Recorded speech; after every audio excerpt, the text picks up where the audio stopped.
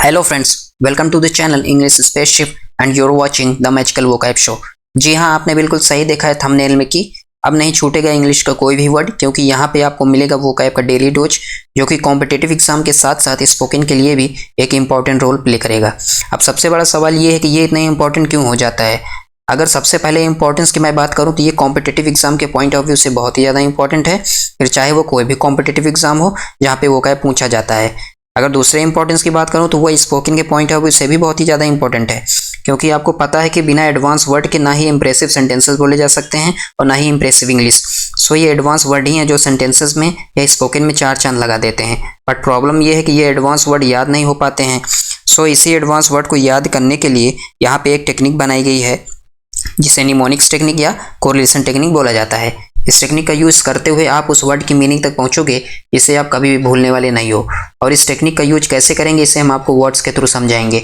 सो अगर आप अपने में एक सेल्फ डेवलपमेंट देखना चाहते हो और वाकई में कुछ सीखना चाहते हो, then do subscribe my channel and press the bell icon so that you will never miss another update. और टाइमिंग का ध्यान रखिएगा, डेली 11 AM पे वीडियो आएगी। So without any further delay let's begin. अब देखिए, मैं यहाँ आपको अच्छे से समझाऊंगा कि किस तरह से हम वर्ड्स को रिलेट करके मीनिंग तक पहुँचते हैं। सो स्टार्ट करते हैं अपने पहले वर्ड से। अपना जो पहला वर्ड है वो है सावंत, जिसका क्या मतलब हुआ, बुद्धिमान।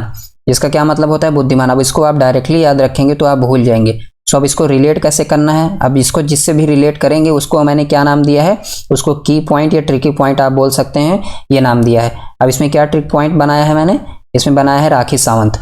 राखी सावंत बना दिया है। तब इसको राखी सावंत को किस तरह से हम बुद्धिमान से रिलेट करेंगे, अब उसके लिए क्या बनाया गया है, एक्सप्लेनेशन बनाया गया है। एक्सप्लेनेशन बनाया गया है। ये एक्सप्लेनेशन किस लिए है, आपको पता चल गया ना कि राखी सावंत को हम किस तरह से अब हम बुद्धिमान रिलेट करेंगे।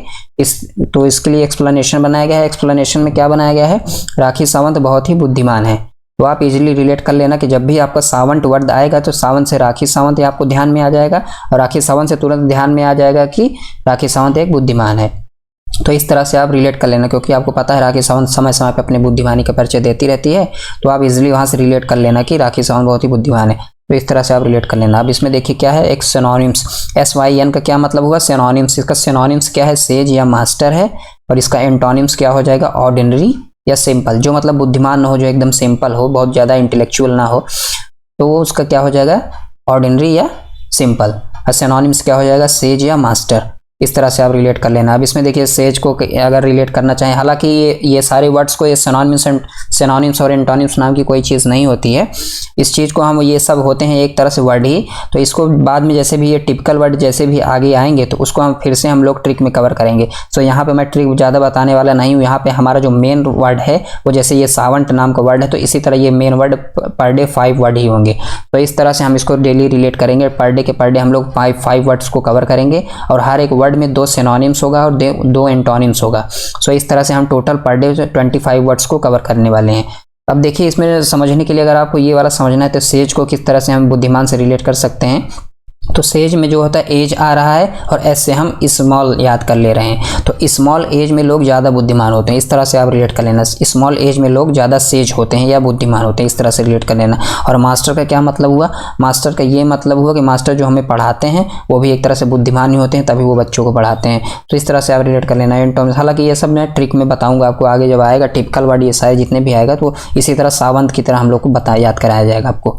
सो इस तरह से हम एंटोनिम्स भी इसका क्या हो जाएगा, ऑर्डिनरी या सिंपल। बढ़ते हैं अगले वर्ड की ओर। अपना जो अगला वर्ड है वो है अपोजी, जिसका क्या मतलब होता है, शिखर। अब इसके लिए क्या ट्रिक पॉइंट है, क्या की पॉइंट है, इस अपोजी में पढ़ते ही क्या ध्यान में आ जाएगा, वही चीज़ ट्रिक पॉइंट में या की पॉइंट में आई है, जो चीज़ पढ़ने पे तुरंत ध्यान में आ जाए। तो अपोज, इसमें पढ़ने में अपोज आता है। अपोज आएगा तो इसमें क्या है, एक्सप्लेनेशन में इसको क्या बनाया गया है कि अपोजिशन पार्टियां शिखर पर जाने के लिए हमेशा एक दूसरे का अपोज करती हैं। मतलब देखते हैं ना, कहीं बीजेपी है, कहीं कांग्रेस है, वो एक दूसरे की बुराइयां करती रहती हैं। वो कहते हैं कि तुम बेकार हो, कहते हैं कि तुम बेकार हो, तुम्हारा नहीं सिस्टम सही है, हमारा सिस्टम सही है। वो इस तरह से लड़ती झगड़ती रहती हैं, हमेशा अपने आप को ऊंचाई पर ले जाने के लिए, एक शिखर पर ले जाने के लिए एक दूसरे की बुराइयां करती रहती हैं, अपोज करती रहती हैं। तो इस तरह से अपोजी जब भी आपके ध्यान में आ जाएगा तो अपोजी से अपोज ध्यान में आ जाएगा। अपोज ध्यान में आते हैं आप समझ जाना कि अपोज करती हैं कौन, ये सब राजनीतिक पार्टियां करती हैं वो शिखर पर जाने के लिए। तो इस तरह से आप रिलेट कर लेना। अब देखिए सिनोनिम्स इसका क्या हो जाएगा, पिनाकल या जिनीथ, जिसका मतलब होता है चोटी या ऊंचाई पर जाना, एक ऊंचाई पर, एक लेवल पे। और इसमें क्या होता है, इसका एंटोनिम्स क्या होता है, नादिर या बेस। बेस मतलब बिल्कुल आधार। तो वहां से आप इजिली रिलेट कर लेना कि इसका सिनोनिम्स क्या हो जाएगा, इसका एंटोनिम या अपोजी का क्या मतलब हुआ, शिखर होता है। तो आप यहाँ से इजिली रिलेट कर लेना। अगला क्या है, अगला है रौंची, जिसका क्या मतलब होता है, घटिया या अश्लील। अब इसको कैसे रिलेट करेंगे, रौंची को पढ़ते ही क्या आपके दिमाग में आ जाएगा, तो इसके लिए क्या ट्रिक पॉइंट या क्या क्यू पॉइंट हो सकता है, रांची शहर। रांची शहर, रौंची को पढ़ते ही रांची शहर दिमाग में आ गया। अब इसको कैसे, रांची शहर को किस तरह से घटिया व अश्लील से जोड़ेंगे, उसके लिए एक्सप्लेनेशन बनाया गया है। एक्सप्लेनेशन में क्या है, रांची शहर के लोग घटिया व अश्लील नहीं है। तो इस तरह से आप रिलेट कर लेना कि रौंची का मतलब होता है घटिया व अश्लील।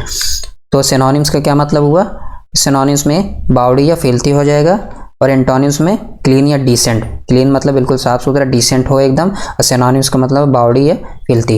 अब इसमें देखिए, बावड़ी में कुछ लोग हरियाणा में बोलते नहीं है, हरियाणा वाले, कि बावड़ी पूछो क्या तुम, बिल्कुल एकदम से, बिल्कुल भी तुमको तमीज़ नहीं है, बिल्कुल बावड़ी पूछो। तो इस तरह से वो सामने वाले को क्या बोलना चाहते हैं, वो घटिया अश्लील उसको बोलना चाहते हैं। तो इस तरह से आप रिलेट कर लेना इसको, तो आप कभी बोलोगे नहीं।